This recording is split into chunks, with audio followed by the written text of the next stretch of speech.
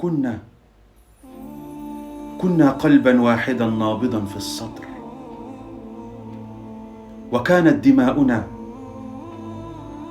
دماؤنا تجري بلا قيد ولا أسر،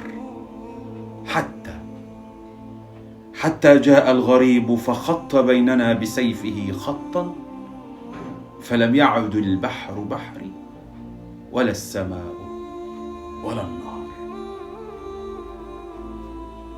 وغرس بيننا فكرا دخيلا يشوه عقائدنا، وبث بيننا نار الرذيلة والتفرقة والفجر، وأقنعنا أن الخبز لا يؤكل إلا فتاتا على موائده، وأن الماء لا يروي سوى من شرب من نهره، وزرع بيننا وهم وعقل الأنانية، فصار أخو الأمس جارا غريبا وتجنبه أولوية.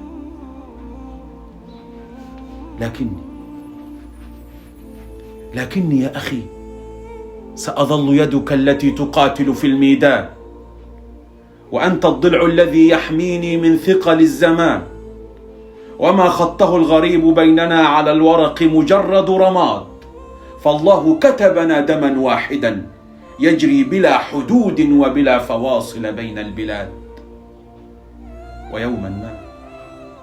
ويوما ما ستصير بلادنا كلها مصرية وشامية ويمنية وسودانية. يوما ما سيضمد جرحي أخوتي التونسية، ويبكي على قبر العمانية، ويطعمني من نخيلهم الحجازية.